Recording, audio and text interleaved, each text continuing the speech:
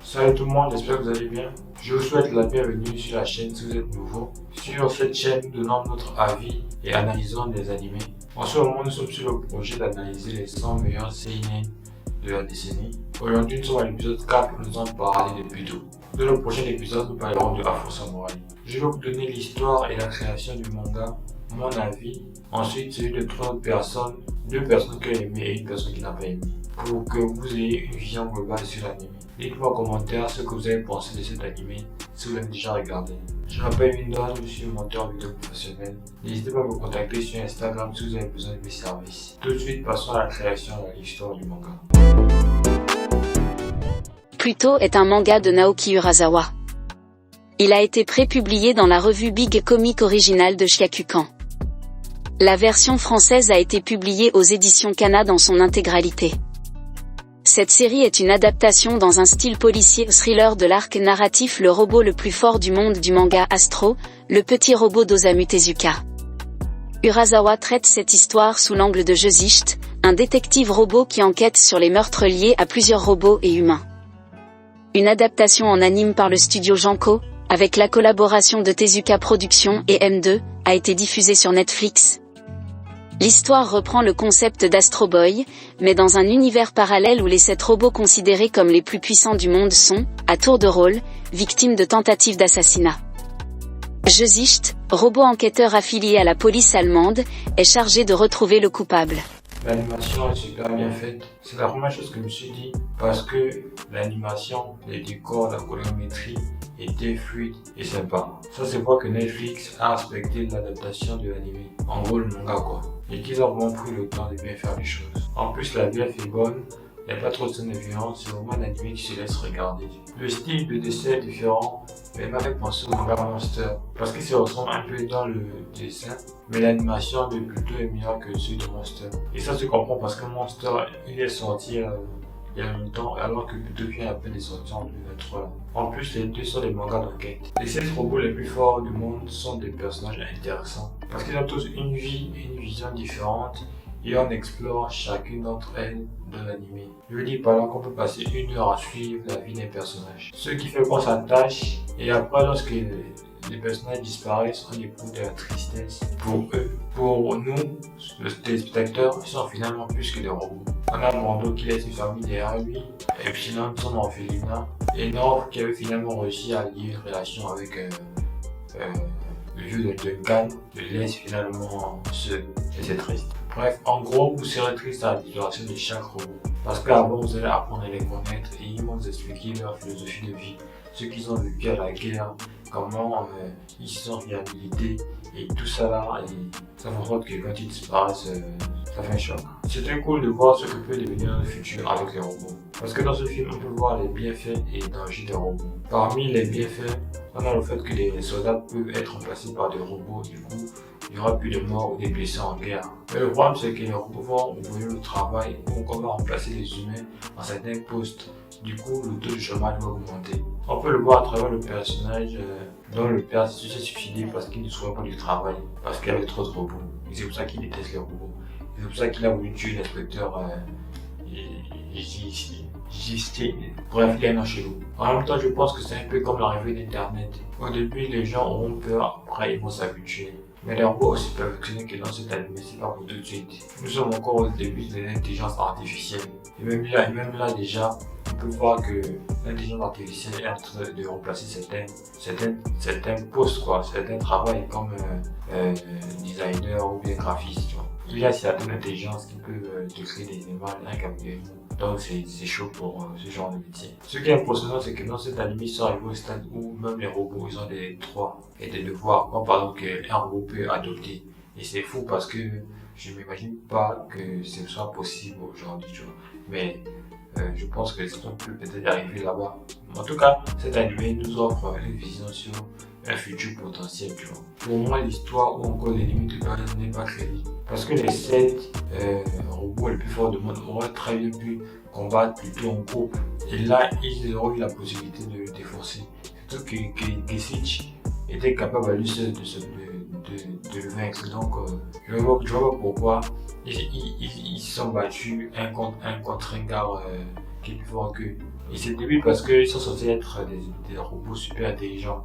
Mais comment un robot intelligent va pas vouloir s'unir pour combattre un ennemi, surtout un ennemi qui veut tous les tuer. Et alors que, qu'est-ce qui se passe dans la série? Ils sont chacun de leur côté et l'ennemi vient le tuer, chacun leur tour. Et c'est complètement stupide, je pense. Et je pense que ça rend un peu l'histoire un peu obsolète parce que l'histoire se base souvent là-dessus. Toutefois, j'ai trouvé l'enquête pour trouver la véritable identité de plutôt intéressant. Ça m'a un peu rappelé les enquêtes que faisait le médecin Thelma dans Monster. Ça m'a fait quelque chose de revoir sur le petit robot parce que j'ai regardé son anime quand j'étais petit. L'anime fait 8 heures, donc je vous conseille de bien vous accrocher. Parce que même si c'est un anime intéressant qui traite plusieurs sujets, les 8 heures c'est toujours aussi long. En plus, ils ont pris leur temps dans le déroulement des événements. Il y a plein de scènes qu'ils auraient pu couper pour rendre l'anime plus dynamique, mais ils n'ont rien fait. Je pense qu'ils ont fait parce que ça permet à nous, auditeurs, de bien se plonger dans l'univers de l'anime. En plus, on est dans un univers où futur et si au futur, mais en même temps, ils ont des vêtements du passé, du coup, c'est assez intéressant. En tout cas, j'ai passé un très bon moment en regardant cet anime. Tout de suite, passons à la vie publique. Et je tiens à dire que j'ai bien aimé la vie du hater, de la personne du monde. De la vous reconnaîtrez. Et je trouvais très drôle. Avis 1. Écrite par Shaman Kai le 29 décembre 2023 sur le site Sens Critique. Pluto est une série d'animation au format d'1 heure par épisode, un format très rare et vraiment calamiteux, il n'y a pas d'autre mot. Malgré tout, j'ai réussi à jamais décrocher tellement le studio a su établir un bon rythme pour me faire interagir avec le spectacle. De base, Pluto est l'adaptation d'un arc d'Astro Boy sorti en 1974. Du coup, le plot, même s'il a été réarrangé par Urasawa, n'est assez digne d'intérêt pour plaire à tout le monde. Selon moi, l'intérêt de l'histoire ne se trouve pas dans les péripéties, alors je vais devoir spoil pour parler de ce que j'ai trouvé intéressant dans cette œuvre. Sans perdre de temps, parlons du sujet de l'anime qui est l'humain. Dans cet anime, et ceci tout le long de l'histoire, on va nous évoquer qu'est-ce qu'une IA et sa place dans la société. Clairement, au début, je pensais que c'était un défaut de world building. Je veux dire par là qu'on donne des droits aux robots, comme si c'était des humains alors qu'ils ne comprennent pas un sentiment, ne peuvent pas enfanter, ressemblent à des robots et globalement le monde les voit comme des machines. Mais avec du recul, j'aime bien cette approche car l'histoire ne part pas comme beaucoup en transhumaniste fou, où le robot ressemble à l'humain à se demander qui est qui. Non, ici c'est simple, tout étant plus efficace émotionnellement par moment. Au lieu de nous faire croire qu'il faut ressembler aux humains pour coexister avec eux, l'histoire nous propose le contraire. Par exemple, vers Épée 2 quand j'ai Shield, le robot d'Interpol va en Asie et rencontre un robot handicapé qui vend des fleurs. On nous le présente comme un de ces orphelins de guerre qui vend ou vole pour nourrir pour survivre. Ce qui est drôle, c'est qu'il sera toujours un enfant toute sa vie et avec un corps pareil, ses rêves sont que pure fiction, mais ses efforts sincères impossibles rendent tout si touchant. C'est un peu pareil vers Épée 7 où le robot d'Interpol demande l'accord d'un humain pour récupérer un robot qui d'ailleurs trouve bizarre que Josicht, un humain, emploie les mots enfant pour s'adresser à un déchet selon lui. Ensuite, pendant que j'avais laissé le délire des IA sur la table comme je ne trouvais pas ça bon, au début, je me suis penché sur leur questionnement et j'ai trouvé que l'idée de suivre toutes ces IA imiter les humains après avoir débloqué un sentiment de chaos à leur façon était une très bonne idée. D'ailleurs, c'est quelque chose que la série dit et que j'adore, pour créer la vie il faut du chaos, c'est-à-dire que toutes les IA qu'on va suivre ont eu besoin de connaître un événement tragique pour comprendre des sentiments d'individualité. À l'origine, ils sont créés pour être parfaits comme un enfant choyé, mais au final, pour qu'ils atteignent ce stade qu'on souhaite pour eux, on doit leur laisser de la liberté afin qu'ils apprennent à la dure. Donc, tant que les IA seront créées par des humains dans l'objectif d'être parfaits, elles ne le seront jamais car l'homme n'est pas parfait et un nouveau cycle de la vie se crée XD. Et puis vers la fin, Épée 7 à 8, quand la théorie se concrétise et que les IA pleurent et se mentent, est juste trop touchant. Après, malheureusement, malgré toutes ces super idées qui améliorent énormément le matériau d'origine, il y a des choses que cet anime n'a pas su améliorer. Notamment la fin où le pitch de l'antagoniste qu'on cherche depuis cet épisode, c'est juste « la haine me bouffe et elle mène à rien », PFF. Même si on eut le superbe arc de Josicht où il la découvre, le final dessert le discours, je trouve. Avis 2. Écrite par Kagamise le 13 novembre 2023 sur le site Sens Critique. Avertissement, j'ai trouvé ça immensément nul, mais faites-vous un avis avant de lire cette critique parce que c'est une critique de robot spoiler assassin. Mont Blanc, l'un des 7 robots de légende est mort tué par un méchant qui compte tous les éliminer un par un. Heureusement un super enquêteur est sur le coup pour ne rien découvrir. Il va donc aller voir Nostradamus, l'ancien robot tueur empalé par la lance du roi Arthur, qui va lui prodiguer des conseils que lui seul va comprendre.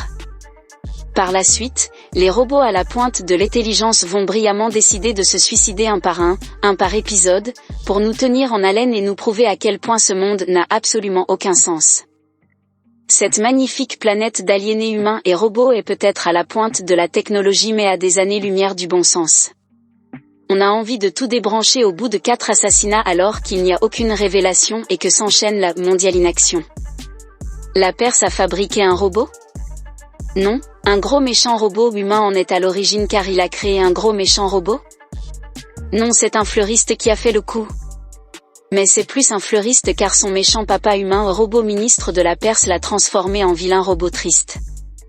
Mais le fleuriste est pas si méchant parce qu'il tue pas un gamin rescapé sorti de nulle part. Et puis non, en fait les méchants c'est les États-Unis et leurs peluches. Non, c'était pas la tulipe, plutôt la méchante. En guise de summum de la connerie, dans l'épisode 8 on nous révèle les clés de quelques fausses pistes disséminées dans les 7 épisodes précédents. Monsieur l'enquêteur avait donc recueilli une boîte de conserve qui s'est faite tuer. Mais en Perse, il rencontre Nono le petit robot, son sosie vendeur de roses, qui finalement se téléporte dans la contrée du gentil enquêteur amnésique pour le flinguer. Astérisque sniff fastérisque, pas un sniff de tristesse mais un sniff de coque. À noter que l'organisation terroriste qui veut éliminer les robots a disparu et qu'on n'en saura pas plus, quid de sa présence. Que voulez-vous, on ne peut pas donner un sens aux milliers de plots inutiles et insensés égrenés dans cette œuvre.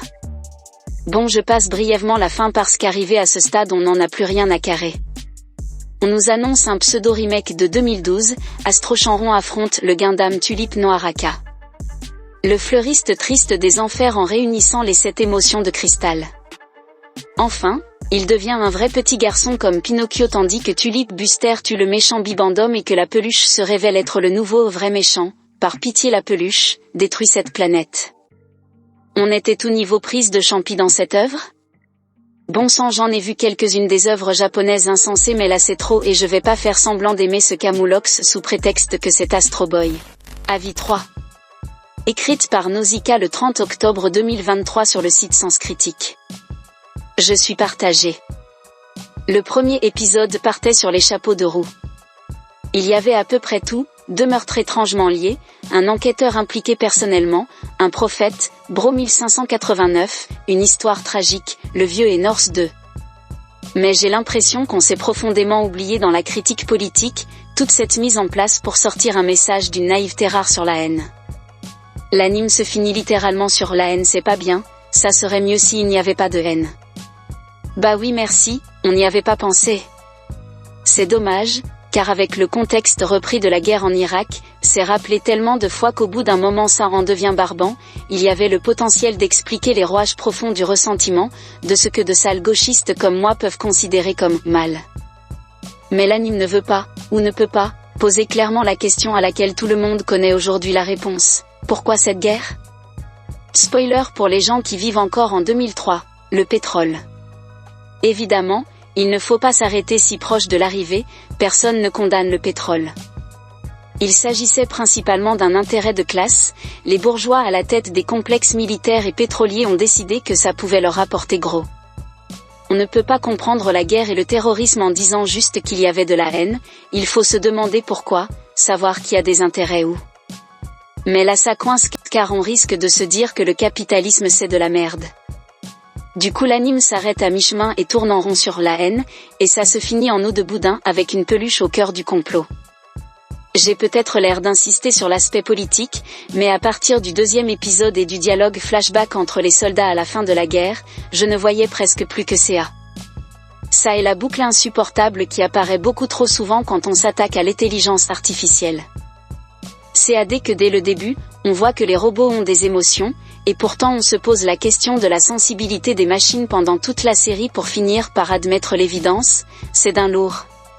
Cette question est très intéressante mais si mal traitée, on dirait que les personnages sont soit déjà au courant que les robots ont des émotions, soit ils l'apprennent d'un coup et changent leur comportement instantanément, soit l'évidence est là mais ils refusent de la voir, et on ne comprend pas pourquoi et comment chaque personne se positionne dans chacune de ces catégories. L'émancipation des robots arrive à être un sujet qui est là, avec les défenseurs des droits et d'autres éléments, mais il n'est juste pas du tout traité. Ces questions prennent tellement de place que j'en oublie presque de parler d'art. Je n'ai même pas vu d'anime des années 80, je dis 80, mais ça pourrait être une autre décennie, je suis trop jeune, et pourtant j'ai quand même pensé à cette période, avec un style futuriste réaliste qui tranche avec quelques scènes cyberpunk ou surréalistes, je pense aux images de villes en noir et jaune, la gueule de Pluto en stylisé ou quand l'éclairage sur un personnage est exagéré, ça rend bien. Sauf pour Epsilon, l'esthétique de ce personnage et ses pouvoirs complètement aux besoins du scénario font un peu tâche. En parlant de pouvoir, c'est quelque chose que je déteste en général, ce qui est le mieux incarné par le personnage de la sœur d'Astro, avec son pouvoir de sentir les émotions, un truc qui a l'air sorti de nulle part juste pour dire la messe machin est triste, on s'en passerait bien. Je suis dur avec le scénario et l'aspect politique, à raison je pense vu l'engagement de l'œuvre, mais esthétiquement, même si rien ne m'a marqué, ça reste pas mal. Dans la prochaine vidéo, nous parlerons de Afro Samurai. J'espère que vous serez là. J'ai super à vous donner mon avis sur cet anime. Vous pouvez me contacter sur Instagram si vous avez besoin de messages dans les commentaires vidéo. Moi je vous dis à bientôt pour une nouvelle vidéo. Ciao. Au revoir.